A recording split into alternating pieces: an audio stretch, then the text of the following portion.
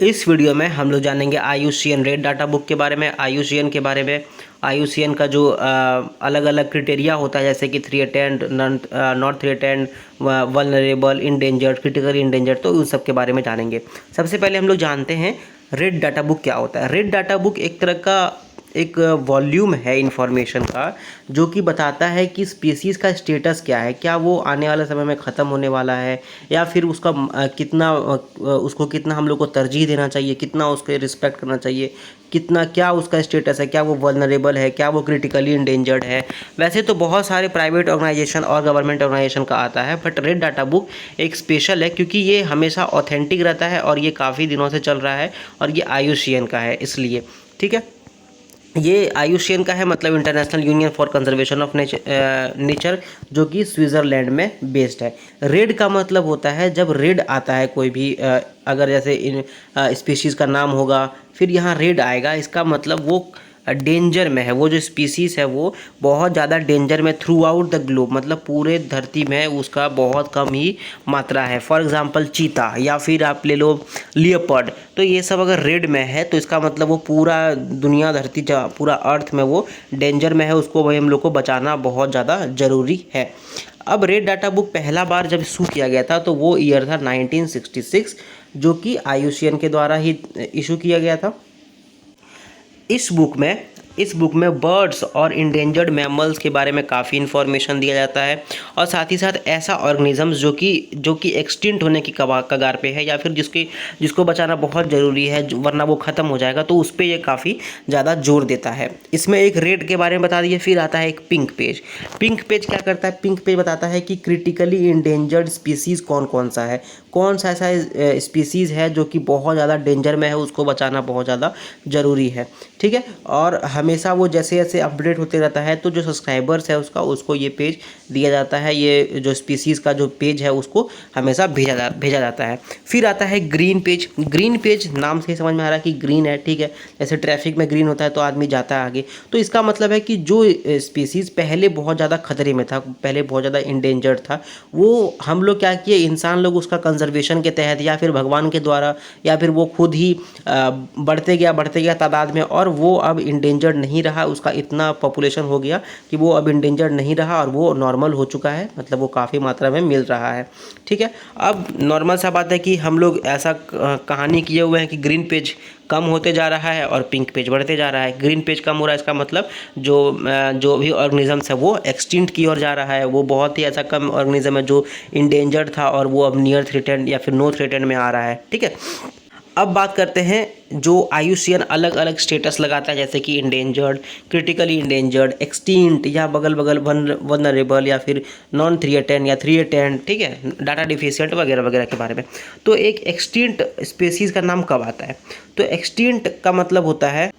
ख़त्म हो जाना। कोई भी ऑर्गेनिज्म जब वो मर जाता है, अगर या उसका लास्ट इंडिविजुअल जो आखिरी बचा हुआ आदमी था वो अगर मर गया और काफ़ी ज़्यादा सर्वे किया गया, काफ़ी ज़्यादा रिसर्च वगैरह किया गया और काफ़ी ज़्यादा मेहनत किया गया, लेकिन फिर भी किसी के बारे में पता नहीं लगा। मान लेते हैं कि एक्स नाम का एक स्पीसीज़ था, उसका एक आखिरी था X2, ठीक है, अब वो क्या हुआ, वो भी मर गया। फिर IUCN वाला क्या किया, काफ़ी ज़्यादा रिसर्च वगैरह किया, लेकिन ये स्पीसीज़ का एनिमल कहीं नहीं मिला, तो उसको डिक्लेयर कर दिया जाएगा extinct. Extinct in the wild का मतलब क्या होता है कि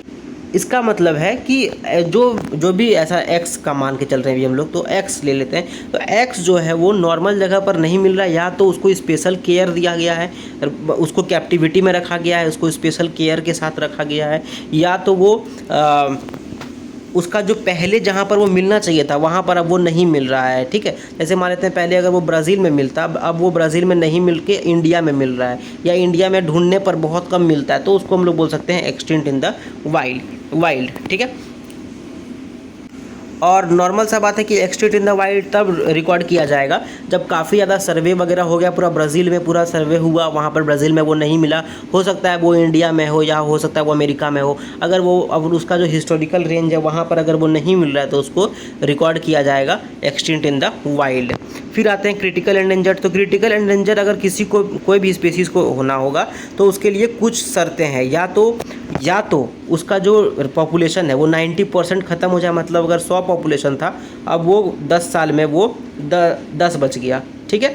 तो उसको क्रिटिकली इंडेंजर्ड कहा जा सकता है। या तो उसका जो अभी पॉपुलेशन साइज है वो 50 से कम होगा, ठीक है, उसका जो पॉपुलेशन साइज है अभी वो 50 आदमी से कम होगा, 50 जानवर से कम होगा, तो उसको हम लोग क्रिटिकल इंडेंजर्ड बोल सकते हैं। या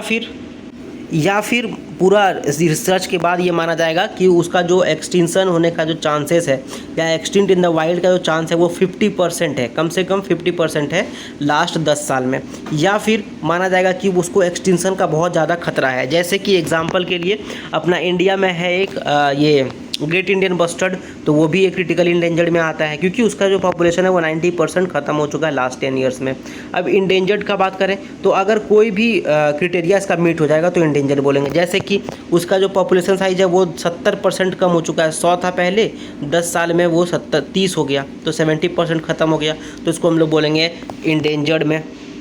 या फिर उसका जो पॉपुलेशन साइज है वो अभी 250 में मेच्योर इंडिविजुअल्स अभी के डेट में उसके पास है, उससे ज़्यादा नहीं है, ठीक है, या 250 से कम है। अगर वो 50 से कम हुआ तो क्रिटिकली इंडेंजर्ड में आ गया, 50 से 250 के अंदर आया तो वो इंडेंजर्ड हो गया, ठीक है। साथ ही साथ रिसर्च के बाद पता चला कि जो उसका एक्सटिंक्ट इन द वाइल्ड है, मतलब एक्सटिंक्शन इन द वाइल्ड है, उसका प्रोबेबिलिटी 20% है लास्ट 20 ईयर्स में, तो उसको इंडेंजर्ड बोला जाएगा। या फिर ये बोला जाएगा रिसर्च के बाद कि हाँ इसका जो प्रोबेबिलिटी है एक्सटिंक्शन का वो काफ़ी ज़्यादा है, बहुत हाई प्रोबेबिलिटी है, तो उसको इंडेंजर्ड स्पीसीज़ का दर्जा दिया जा सकता है। अब वल्नरेबल किस बेसिस पे बनाया जाएगा, तो सबसे पहले उसका जो पॉपुलेशन है वो 10 साल में 50% कम हो गया हो, ठीक है, अगर 100 था तो 50 हो गया हो। उसका जो साइज है पॉपुलेशन का, जो उसका इंडिविजुअल्स है वो कम से कम 10,000 होना चाहिए, या तो 10,000 गधा या फिर 10,000 बर्ड जो भी है उसका वो 10,000 होना चाहिए। उसके बाद जो उसका एक्सटिंक्शन इन द वाइल्ड है, जो extinction in the wild status है वो कम से कम उसका प्रोबेबिलिटी, कम से कम उसका जो परसेंटेज चांस है वो 10% होना चाहिए 100 साल के अंदर अंदर, ठीक है, 100 साल के अंदर अंदर वो 10% चांस है कि वो ख़त्म होके एक्सटिंक्ट इन द वाइल्ड हो जाएगा, जहाँ पर वो रहता था वहाँ पर वो नहीं मिलेगा। या फिर ये देखा जाएगा कि हाँ इसका एक्सटिंक्ट होने का चांसेस बहुत ज़्यादा है, जैसे कि शेर वगैरह, ठीक है। शेर जो है वो एक्चुअल में आपका वल्नरेबल नहीं है, बट एग्जांपल के तौर पे मैं बता रहा हूँ, जैसे गधा मान लेते हैं या फिर डॉगी मान लेते हैं, डॉगी तो फिर कुछ भी नहीं है। अब नियर थ्रेटेंड का अगर बात करें तो नियर थ्रेटेंड के लिए क्या करना पड़ता है, एक बहुत अच्छा सर्वे किया गया। सर्वे में वो जो स्पेसीज़ था वो ना तो क्रिटिकली इंडेंजर्ड बना, ना तो इंडेंजर्ड बन पाया, ना तो वल्नरेबल है अभी, तो उसको डाल दिया गया नियर थ्रेटेंड में, क्योंकि प्रोबेबिलिटी है कि आने वाला समय में हो सकता है वो थ्रेटेंड में आ जाए, फिर हो सकता है कि वो वल्नरेबल में आ जाए, फिर हो सकता है वो इंडेंजर्ड में आ जाए, फिर हो सकता है वो क्रिटिकली इंडेंजर्ड में आ जाए। लिस्ट कंसर्न जैसे हमारे अगल बगल में डॉगी वगैरह है, काव वगैरह है, तो वो सब लिस्ट कंसर्न में है क्योंकि उसका सफिशिएंट मात्रा में है, और सफिशिएंट में मात्रा में है उसका पॉपुलेशन। साथ ही साथ ना ही वो क्रिटिकली इंडेंजर्ड हुआ, ना ही वो इंडेंजर्ड हुआ, ना ही वो वल्नरेबल हुआ, ना ही वो नियर थ्रेटेंड हुआ, वो कुछ नहीं हुआ, ठीक है। काफ़ी डाटा है उसके बारे में और काफ़ी ज़्यादा मात्रा में वो है। अब डाटा डिफिशिएंट का बात करें तो डाटा डिफिशिएंट नाम से ही समझ में आ रहा है कि रिसर्च के बाद उसके बारे में कोई डाटा नहीं मिला, इतना डाटा उसके पास नहीं था, जो रिसर्च कर रहा था उसके पास इतना डाटा नहीं है कि वो एक तरह से उसको बता सके कि वो किस रैंक पे आता है, क्या वो क्रिटिकली इंडेंजर्ड है वगैरह वगैरह, तो उसके बारे में कोई भी डाटा उतना ज़्यादा इनएडिक्वेट डाटा है, पूरी डाटा उसमें नहीं है, ठीक है,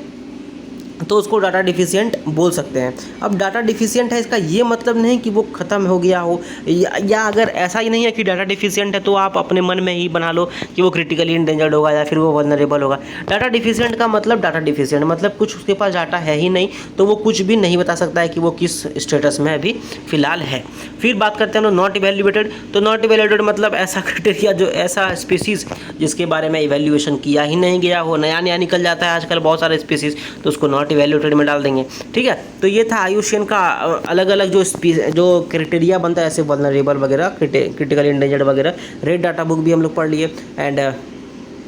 आई होप कि ये वीडियो आपको अच्छा लगा हो। अगर ये वीडियो आपको अच्छा लगा तो आप इसको लाइक कर सकते हो, दोस्तों के साथ शेयर कर सकते हो, कुछ भी पूछना है बताना है तो कमेंट करो और चैनल को सब्सक्राइब करो। Thank you very much.